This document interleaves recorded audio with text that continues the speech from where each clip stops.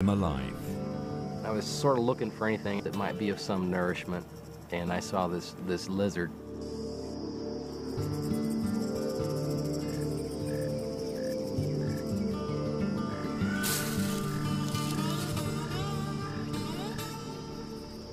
I was trying to decide if I was really that desperate or not, but I knew that I had to eat something. As I started to put him in my mouth, he sprawled out his little legs in my throat and kind of made me gag, and I'd pull him back out, and I had to smack his head up against a tree a couple of times to make sure he was dead. And I swallowed him whole.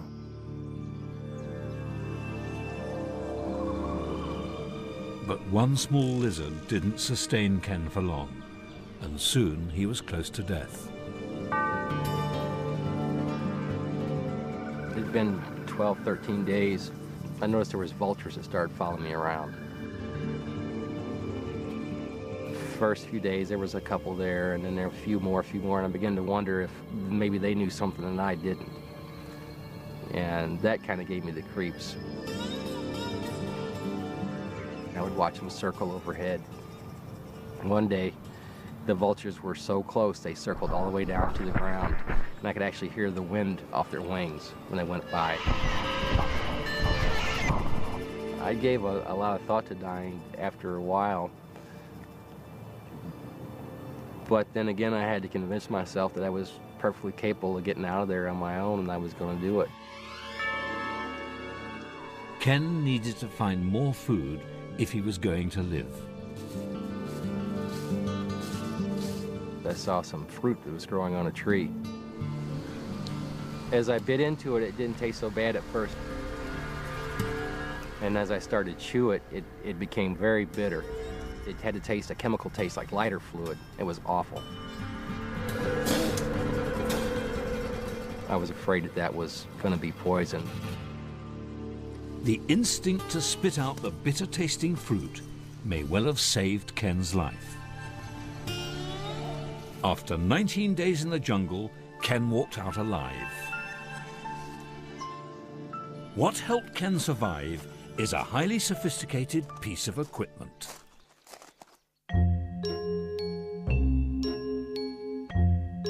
The human tongue has a number of uses, but its basic function is to tell us what's good for us and what could harm us. 5,000 taste buds let us know what to swallow and what to spit out.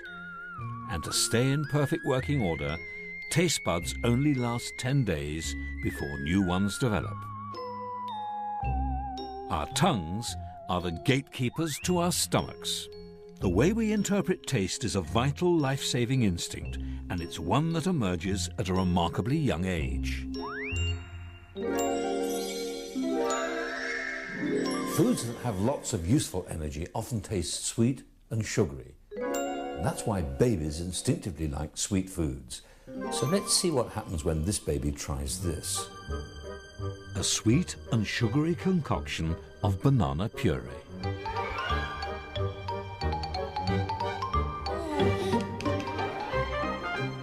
So try this. Go on.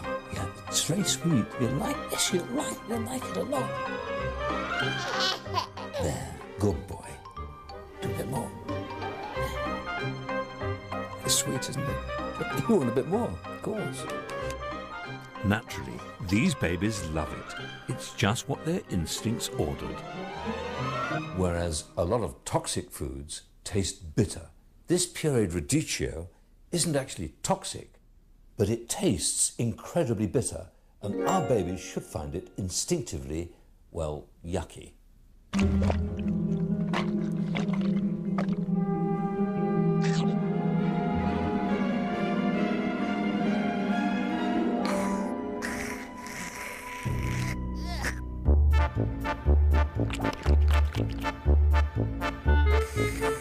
wasn't my idea to give you this horrible food.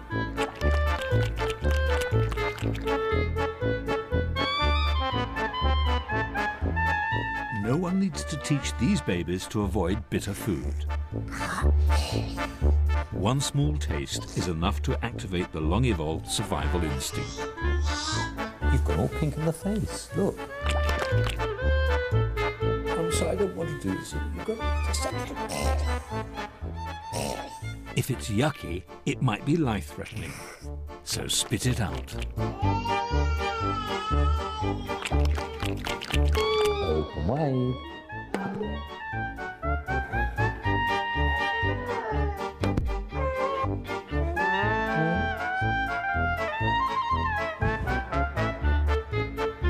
Oh, you don't like... Oh, I'm sorry, you don't like... Yeah, try a little bit. Well, you really like it. Yes? Yeah.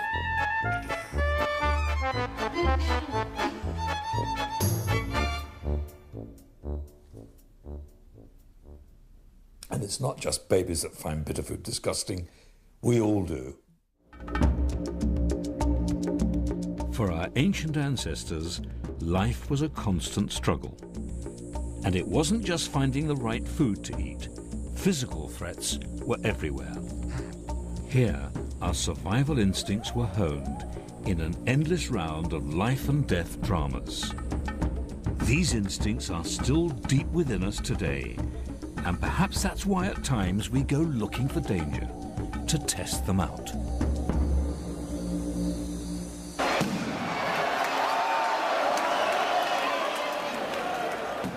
Pamplona, Spain, the place where danger is sought and survival instincts are put to the test.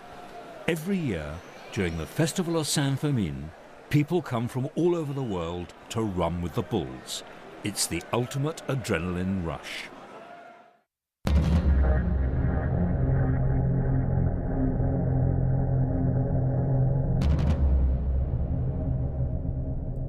Since the bull run began, hundreds of people have been horribly gored, and many have lost their lives.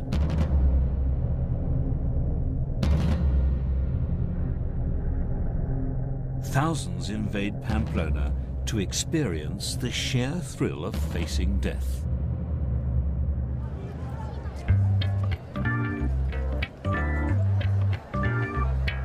This summer, firefighter Andy Minton is one of them.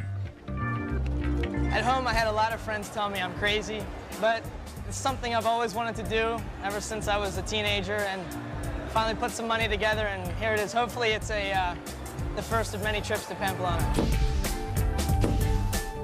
Andy's agreed to take part in our experiment to see how the body responds at moments of acute danger, like being chased by 6 angry bulls. Okay, we got a heart rate monitor here. It's gonna go around my torso. He'll be wired up to a whole variety of medical sensors. First, a heart rate monitor. This will relay information to a special watch he'll wear on his wrist. It's like it's fluctuating between 104 and 110. That's a little high. That's a little high. I can feel my heart beating in my chest right now. It's a blood pressure cuff. It's gonna go on my left wrist. I'm gonna get a blood pressure reading right now. See how excited I am. About an hour and 15 minutes before the run. Got 159 over 112, so it's a little high already. Finally, I'm going to put a swab in my mouth. It's going to measure the cortisol level. It's a stress hormone. The body chemical cortisol is closely associated with adrenaline. Adrenaline may save Andy's life, enabling him to run faster than he's ever done before. Now that Andy is rigged and ready, all he has to do is to wait. I feel excited. It's an hour before the run, and we watch him erect the barriers. I'm ready to go.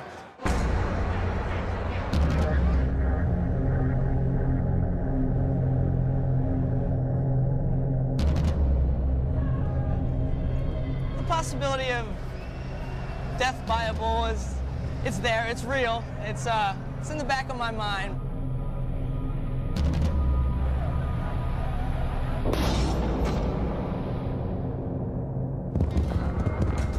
The bulls are released.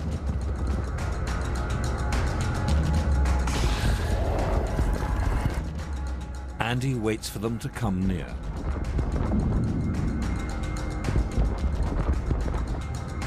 In the tradition of the bull run, the challenge is to get as close to a charging bull as you dare. without getting gored.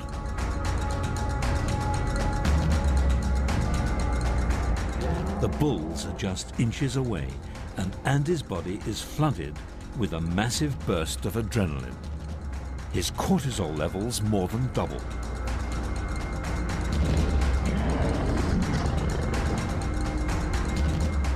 From a normal resting rate of 72 beats per minute, Andy's heart rate rockets, tripling to an amazing 230 beats per minute.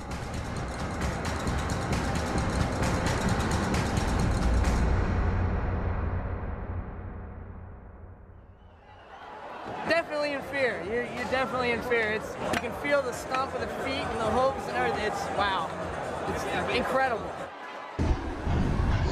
The fear instincts that we rely on to save our lives are immensely powerful, so it's very difficult to turn them off at will.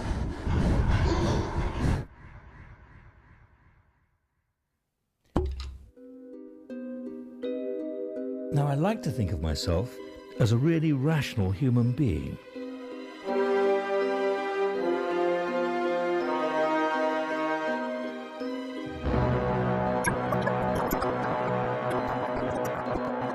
Go on, drink it.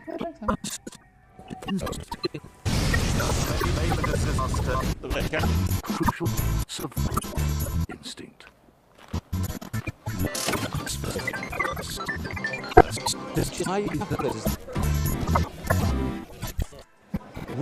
The more intricately inclined to the bigger the risk will take. And seeking the best reward possible is part of our evolutionary or anything else heritage.